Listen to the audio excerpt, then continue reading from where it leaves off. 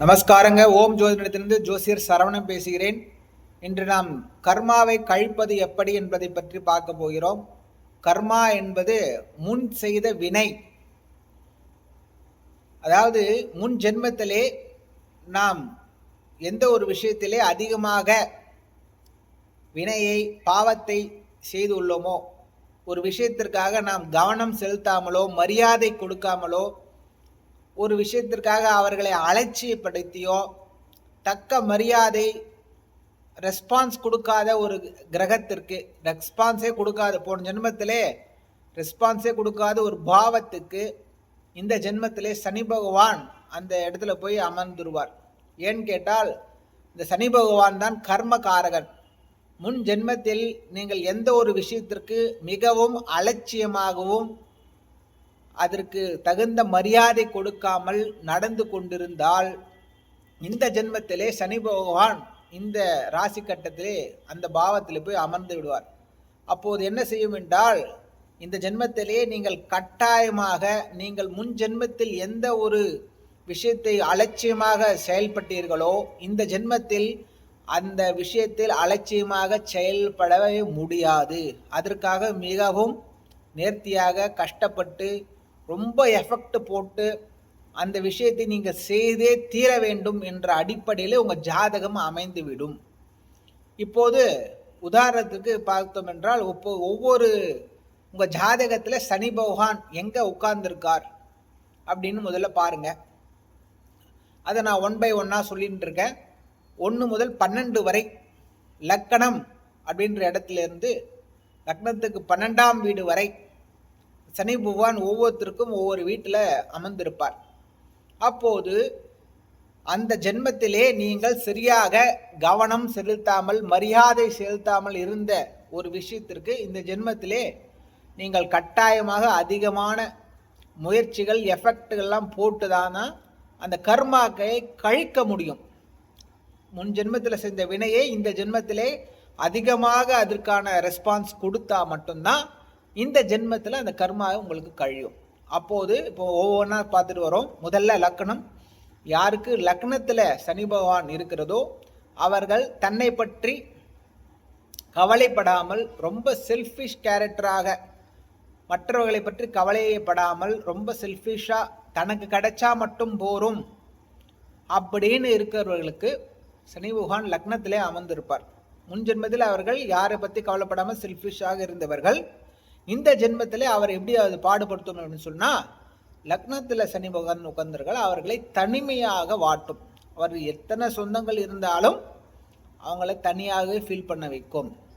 அப்போ முன் ஜென்மத்தில் நீ மற்றவர்கள் செய்த தீமை இப்போ உனக்கு அது நடக்கும். அதான் சனியோட வேலை. கர்மகாரகன் சனி. யாருக்கு லக்னத்தில் 2ல் இருக்கு சனி, முன் ஜென்மத்தில் காசுக்காக கஷ்டப்படுத்துறது, குடும்பத்திற்கு அலட்சியமாக, குடும்பத்திற்கு ஈடுபாடு இல்லாமல், குடும்பத்துக்கு பற்று இல்லாமல், தான் வாழ்ந்தா போதும், குடும்பத்தை பற்றி கவலையே படாமல் தான் சந்தோஷமாக இருக்கக்கூடியவர்களுக்கு இந்த ஜென்மத்தில் 2ல் சனி பகவான் அமரும். அவர்கள் என்ன பண்ணுவார்கள், எனி டைம் குடும்பத்துக்கு சம்பாதிச்சு எடுத்து வந்து கொடுத்துட்டே இருப்பார்கள். முன் ஜென்மத்தை குடும்பத்தை பற்றி அவர் கவலைப்படவில்லை. இந்த ஜென்மத்தில் குடும்பத்தாக அவர் கவலைப்பட்டே தீர வேண்டும் அப்படின்றது தான் 2ல் சனி குடும்பத்திற்காக வரும். 3ல் சனி இருப்பவர்கள் முன் ஜென்மத்திலே தமக்கு கீழே இருக்கக்கூடிய இளைய சகோதரர்களை பற்றி கவலைப்படாமல் அவர்களுக்கு துன்பத்தை தந்து அவர்களை அலட்சியப்படுத்தி அவர்களுக்கான மரியாதை தராமல் அவர்களை சுரண்டி வாழ்ந்தவர்கள் இந்த ஜென்மத்திலே லக்னத்துக்கு 3ல் சனி உட்கார்ந்துருக்கும். அவர்கள் என்ன இந்த ஜென்மத்தில் பண்ணுவார்கள் என்றால், அதிகப்படியாக இளையவர்களுக்கான எஃபெக்ட்களை அவர் போட வேண்டியது இருக்கும், வெற்றிக்காக ஓட வேண்டியது இருக்கும், நிறைய பேச வேண்டியது இருக்கும், பேசி பேசி வியாபாரம் செய்யக்கூடிய சூழ்நிலை இந்த ஜென்மத்தில் கொடுக்கும். அவர்களுக்கெல்லாம் 3ல் சனி பகவான் இருப்பார். அந்த கர்மாவை அவர் எப்படி கழிக்க வேண்டும் என்றால், அதிகப்படியாக இந்த ஜென்மத்திலே தனக்கு கீழே இருக்கக்கூடிய இளைய சகோதர சகோதரிகளிடம் அவர்களுக்கு தேவையான நன்மைகளை நிறைய அவங்களுக்கு செஞ்சு கொடுக்கும்போது கண்டிப்பாக இந்த ஜென்மத்தில் அந்த கர்மா கழியும். 4ஆம் பாவத்தில் சனி என்றால், தாயை யாரெல்லாம் அலட்சியப்படுத்தினார் முன் ஜென்மத்திலே, தாயை பற்றியோ வீட்டை பற்றியோ அந்த ஒரு அக்கறை இல்லாமல் தாயை துன்புறுத்தியவர்களுக்கு இந்த ஜென்மத்திலே சனி பகவான் அமர்ந்துருவார். அப்போது இந்த ஜென்மத்திலே அவர் தாயை நன்கு பார்த்து கொள்ள வேண்டும். வீடு மனை வாசல் இருந்தால் அதை ரொம்ப பேணி பாதுகாக்கும் போது தான் அந்த சனி பகவான் இந்த ஜென்மத்திலே அவர்களுக்கு அந்த கர்மாவை கழிய வைப்பார். யாருக்கு 4 சனி இருக்கோ அவர் அதிகப்படியாக தாயிடம் பேசி அவருக்கு தேவையான சேவைகளை செய்து அவர்களுடன் தாயை சந்தோஷமாக வச்சுக்கிறவர்களுக்கு தான் அந்த 4 இருக்க சனி கர்மா கழிஞ்ச பிறகு இவர் இந்த ஜென்மத்தில் நல்ல அனுகூலத்தை அடைவார். அதே மாதிரி ஒருத்தருக்கு லக்னத்துக்கு 5ஆம் பாவத்திலேருந்து லக்னத்திலேருந்து 1, 2, 3 என்று எண்ணிக்கொண்டு 5ஆம் பாவத்தை செல்லும் போது 5ல் ஒருத்தருக்கு சனி இருக்குது என்றால் முன் ஜென்மத்திலே குழந்தைகளிடம் அவர்கள் ஒரு சரியான பற்றுதல் இல்லாமல் குழந்தைகள் மேல் வெறுப்பு தள்ளி அவர்களுக்கு தீங்கு செய்து அவர்களுக்கு ஒரு கேரே எடுத்துக்காத ஒரு தாயோ தந்தையாவோ அவர் ஜென்மத்தில் இருந்திருப்பார். அப்போது இந்த ஜென்மத்தில் அந்த கர்மகாரகன் அந்த பசங்களை, குலதெய்வத்தை, தாத்தாவை இவங்களெல்லாம் நீங்கள் பார்த்துக்கணும். நிறைய பேணி பாதுகாத்து அவங்களுக்கு தேவையானங்களை செஞ்சால் மட்டும்தான் இந்த ஜென்மத்தில் அந்த கர்மா உங்களுக்கு கழியும். அதே மாதிரி யாருக்கெல்லாம் அந்த சனி பகவான் 5ல் இருக்காரோ அவங்களுக்கு காலதாமதமான குழந்தை பேரெல்லாம் கொடுக்கும். போன ஜென்மத்தில் குழந்தையை அலட்சியப்படுத்தவனுக்கு இந்த ஜென்மத்தில் குழந்தையை லேட்டாக கொடுத்து அதுக்கு ஒரு மன துன்புறத்தை கொடுத்து இந்த மாதிரி ரொம்ப கஷ்டத்தை பிள்ளைகளுக்காக பட வேண்டிய சூழ்நிலையை தரவர்களுக்கு 5ல் சனி இருப்பார். அது மாதிரி 5ஆம் பாவத்தில் சனி இருக்கக்கூடியவர்கள் இந்த ஜென்மத்திலே அதிகப்படியான நேரங்களை குழந்தைகளிடம் செலவு பண்ணும்போது தான் இந்த கர்மா உங்களுக்கு கழியும். 6ஆம் பாவத்திலே ஒருத்தருக்கு சனி இருக்கு என்று வைத்துக்கொண்டால் 6 என்பது கடன், 6 என்பது நோய், 6 என்பது எதிரி மற்றும் வேலை. முன் ஜென்மத்தில் யார் ஒருத்தர் ஒரு வேலைக்காக போயிட்டு அந்த வேலையே செய்யாமல் கரெக்ட் டைம் எழுந்து வந்துடுவான், அந்த வேலை மேலே அக்கறையே வச்சுக்க மாட்டான், அது மாதிரி யாரெல்லாம் இருந்தார்களோ ஒரு வேலையின் மீது பற்றே இல்லாமல் வேலை ஏனோ தானோ என்று வேலை செய்தான் எப்படின்னு வைத்துக்கொள்ளுங்கள், அவனுக்கு தான் 6ல் சனி இந்த ஜென்மத்தில் இருக்கும். இந்த ஜென்மத்தில் அவனுக்கு எப்படி கழியும்? வேலையில் ரொம்ப நேரம் டெடிக்கேஷனாக ஒர்க் பண்ணி ரொம்ப பாடுபட வேண்டியது. இந்த ஜென்மத்தில் கடன்களை கொடுக்கும், கடனை நேரத்துக்கு அடைச்சி அவன் அதெல்லாம் ரொம்ப ட்ரை பண்ணி கடனெல்லாம் கழிக்க வேண்டும். அப்போது தான் கர்மாக்களை கழிக்க முடியும். 6ல் சனி இருப்பவர்கள் இந்த ஜென்மத்தில் சனி பகவான் கடன்களை நிறைய தருவார். நிறைய பேரை பார்க்கலாம், 6ல் சனி இருக்கிறவர்கள் அது ஏகப்பட்ட வருமானத்துக்கு விட கடன் அதிகமாக இருக்கும்.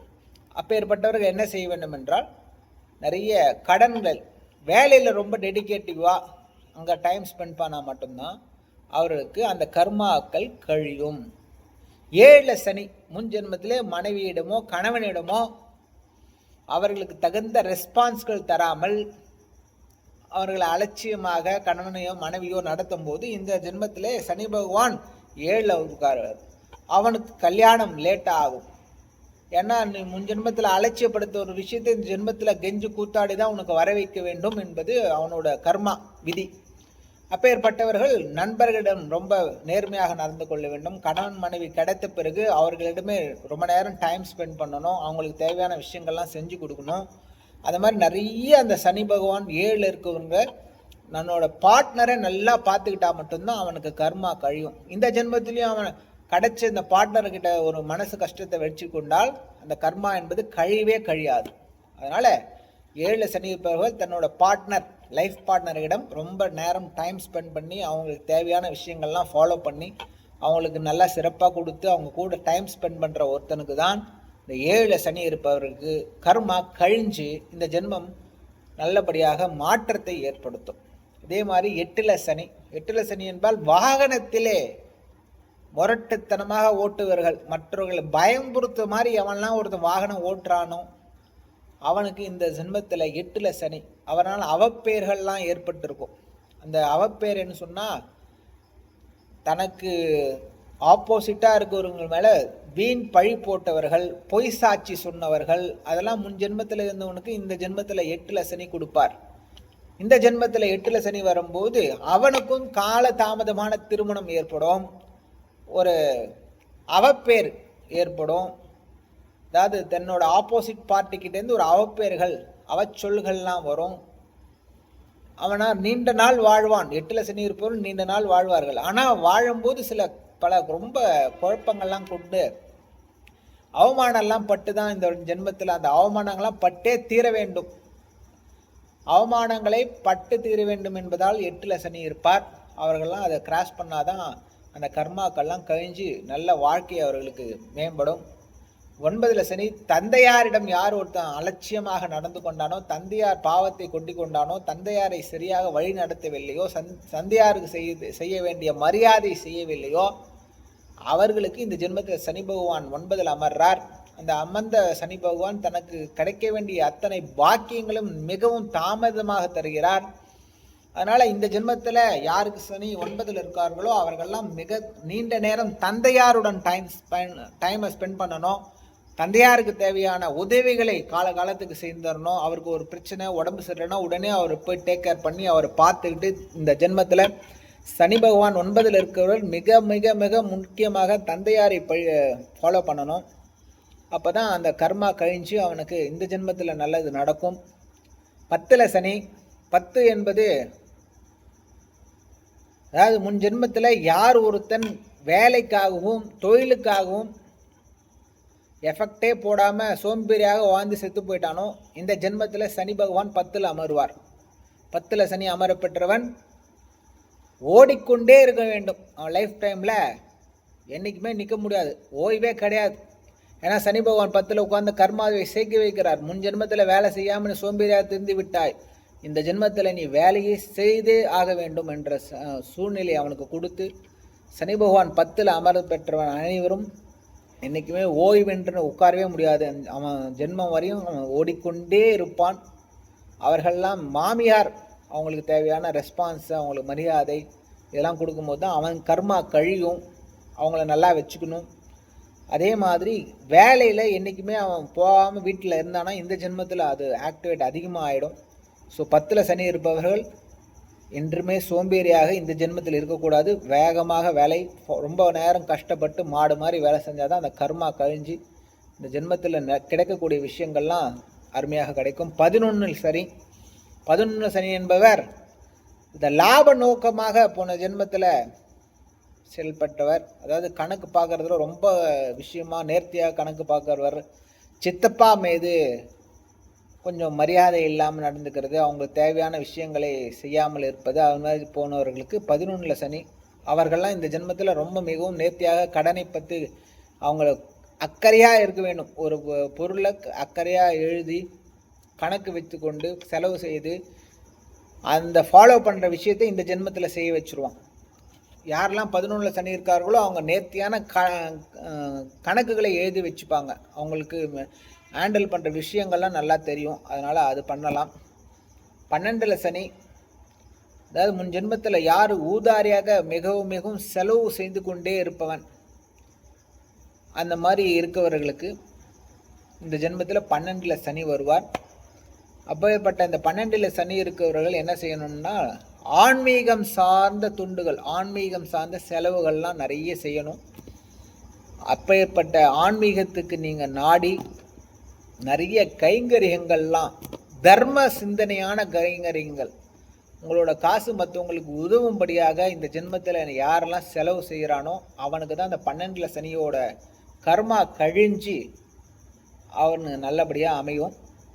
ஸோ அந்த 1லேருந்து 12 வரையும் யாருக்கெல்லாம் இந்த சனி பகவான் எங்கே உட்கார்ந்துருக்கார்களோ அந்த பாவத்தை நீங்கள் என்ன செய்ய வேண்டும் என்றால் அதை நீங்கள் முயற்சி பண்ணி அதை பிரேக் பண்ண வேண்டும். அதுக்கு எஃபெக்ட் நீங்கள் போட்டு கண்டிப்பாக நீங்கள் அதை ஃபாலோ பண்ணால் மட்டும்தான் இந்த ஜென்மத்தில் அந்த கர்மா கழிஞ்சு என்றைக்கு கர்மா கழியுதோ அன்றைக்கி நீங்கள் ரொம்ப ஹாப்பி ஆகிடுவீங்க. நிம்மதியான விஷயங்கள், நல்ல அனுகூலமான பலன்கள்லாம் உங்களை நோக்கி வரும். அப்போது உங்களுக்கு இருக்க அந்த சனி பகவானை நீங்கள் ஆக்டிவேட் பண்ணி எந்த பாவத்தில் உங்களுக்கு சனி இருக்காரோ அந்த சனியை இந்த ஜென்மத்தில் நிறைய எஃபெக்ட் போட்டு நீங்கள் க்ளீன் பண்ணும்போது தான் உங்கள் கர்மா கழிஞ்சு இந்த ஜென்மத்திலே பிரச்சனையே வராமல் ரொம்ப ஹாப்பியாக இருக்கக்கூடிய விஷயங்கள் அந்த கர்மா கழிக்கும் போது வரும். பொதுவாகவே கர்மா கழிக்கிறதுன்னா ரொம்ப ஏழ்மையாக இருக்கும். உங்களுக்கு உங்களால் முடிஞ்ச விஷயங்களை தானமாக, பணமாகவோ காசாகவோ பொருளாகவோ உணவாகவோ உங்களால் எந்த ஒரு விஷயம் உங்களை விட கம்மியாக இருக்க ஒரு ஆளுக்கு செய்ய முடியுமோ அதான் தர்மம். கர்மாவை கழிக்க முதல் வழி அதான். உங்ககிட்ட 10 ரூபா வந்தால் 5 ரூபா மற்றவங்களுக்காக கர்மாவுக்காக தர்மத்துக்காக செய்யும்போது உன்னோட கர்மா சீக்கிரமாக கழிஞ்சு மிக நல்ல முன்னிலையில் பெற்று நல்ல வாழ்க்கையை அமைஞ்சு சந்தோஷங்கள்லாம் அமையும். இதை ஃபாலோ பண்ணுங்கள், நல்லதே நடக்கும். நன்றி.